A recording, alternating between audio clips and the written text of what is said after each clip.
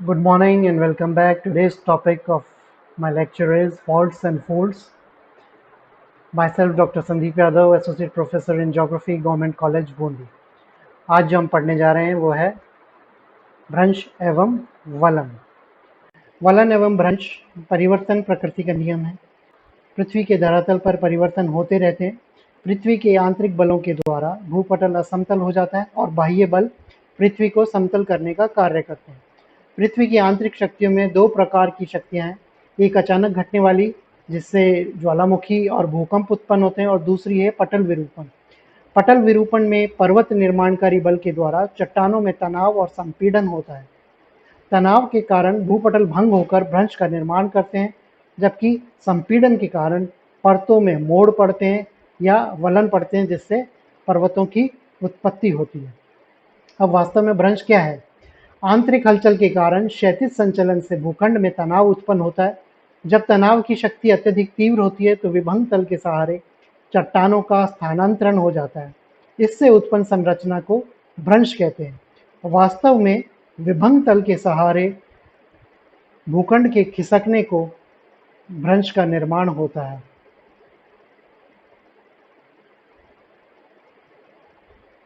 ये आप इस चित्र के अंदर देखिए, ये इसका फुटवॉल है या स्थिर दीवार, ये इसकी हैंगिंग वॉल या लटकती घाटी, ये इसका फॉल्ट प्लेन या विभंग तल है, जिसके सहारे ये वाली दीवार जो है नीचे की तरफ में सरक गई, और ये इसकी फॉल्ट लाइन जहाँ इधर बीच में, इसको भ्रंश रेखा बोलते हैं। ये थे भ्रंश के भाग। भ्रंश के प्रकार। संचलन की दिशा और शक्ति की भिन्नता के आधार पर भ्रंश को निम्न भागों में बांटा गया है।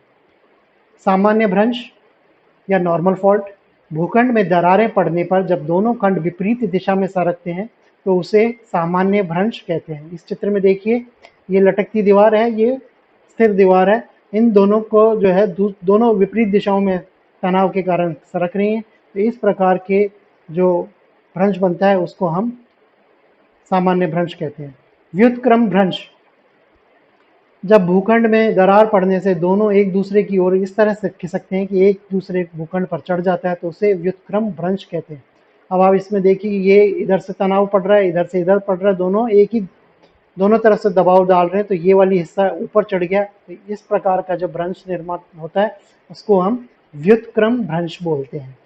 नति लंबी भ्रंश में क्षैतिज संचलन के कारण जब भ्रंश तल के सहारे क्षैतिज गति होती है तो इससे बनने वाले भ्रंश नति लंबी भ्रंश कहलाता है। इसमें भ्रंश कगारों की रचना नहीं होती, जैसे ये भ्रंश कगार इसमें देखने को मिल रहा है। तो इस प्रकार के नति लंबी भ्रंश में इस प्रकार की कोई चीज देखने को नहीं मिलती। दोनों विपरीत दिशा में सरकते हैं, लेकिन आजू बाजू सरकते हैं, ना कोई हिस्सा ऊपर उठता है ना कोई हिस्सा नीचे की तरफ धंसता है। तो इस प्रकार की भ्रंश को हम नति लंबी भ्रंश बोलते हैं। सोपानी भ्रंश। जब किसी भूखंड में कई भ्रंश तल एक ही दिशा में बन जाते हैं तो उसी दिशा में अनेक सामान्य भ्रंश विकसित हो जाते हैं और सीढ़ियों जैसी आकृति बन जाती है। इसको सोपानी भ्रंश कहते हैं। आप देखिए, इसमें 3 भ्रंश बने हैं।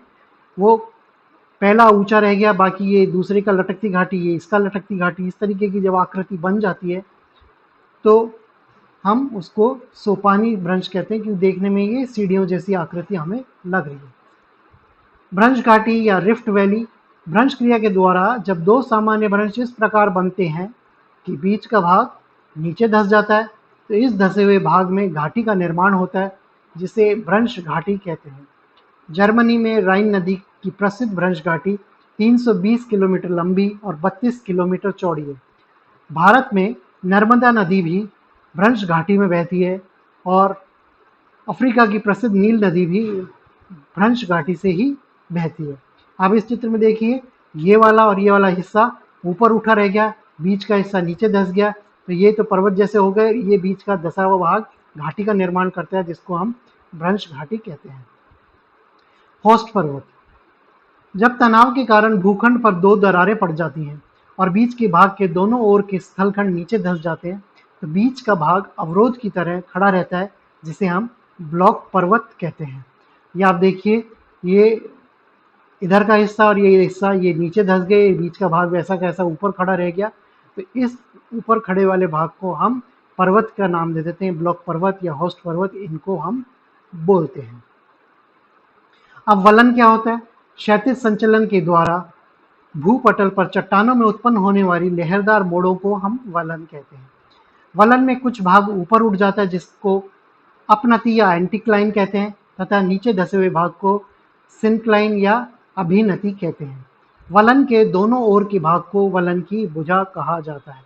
अब आप ये देखिए, ये इस तरीके से इसमें ये मोड़ पड़े और ये जो हिस्सा है और ये हिस्सा है, ये इसका भुजा कहलाता है। और ऊपर वाला ये जो उठा हुआ हिस्सा है इसको हम एंटीक्लाइन या अभिनति कहते हैं, और ये नीचे का वाला हिस्सा है इसको हम सिंक्लाइन या अभिनति बोलते हैं। वलन के प्रकार: आकार, विस्तार और स्वरूप के आधार पर वलन की भुजाओं में अलग अलग झुकाव आ जाता है, इसलिए वलन को निम्न भागों में हम बांटते हैं। सममित वलन, सिमेट्रिकल फोल्ड, जब वलन की दोनों भुजाओं के झुकाव समान होते हैं तो उसे हम सममित वलन कहते हैं। यह साधारण वलन होता है।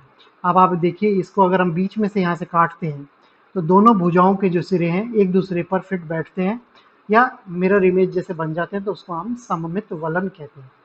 असममित वलन या एसिमेट्रिकल फोल्ड, जब वलन की एक भुजा साधारण झुकाव वाली और दूसरी असममित भुजा अधिक झुकाव वाली होती है तो उसको हम असममित वलन कहते हैं। अब आप इस वाले चित्र में देखें, अगर इसको हम बीच में से इसको काटें तो ये दोनों भुजाएं एक दूसरे पर बिल्कुल फिट नहीं बैठेंगी, इसलिए इसको हम असममित या एसिमेट्रिकल बोलते हैं। एक नत वलन, या जब वलन की एक भुजा पर झुकाव साधारण और दूसरी भुजा का झुकाव समकोण पर होता है तो उसे एकनत वलन कहते हैं। अब इस चित्र में देखिए, ये जो भुजा का झुकाव है ये ऑलमोस्ट 90 डिग्री पर हो रहा है, तो इस प्रकार का जब वलन बनता है उसको हम मोनोक्लाइन या एकनत वलन कहते हैं। समनत वलन या आइसोक्लिनल फोल्ड, यदि वलन में दोनों भुजाएं संपीड़न के कारण एक समान से झुक जाती हैं या एक दूसरे के समीप आ जाती हैं तो उसे हम समनत वलन कहते हैं। इसमें देखिए, ये भुजा और ये भुजा ये पास पास आ गई हैं, ये भुजा और ये भुजा पास पास आ गई हैं, तो ऐसी कंडीशन में जब वलन बनता है तो उसको हम समनत वलन बोलते हैं। परिवलित वलन, जब संपीड़न की शक्ति अत्यधिक तीव्र होती है तो वलन इतना अधिक हो जाता है कि दोनों भुजाएं झुककर क्षैतिज रूप में हो जाती हैं। इस प्रकार के वलन को परिवलित वलन कहते हैं। आप देखिए, इसमें दोनों भुजाएं बिल्कुल आड़ी लेट गई हैं, इसलिए इनको हम परिवलित वलन बोलते हैं।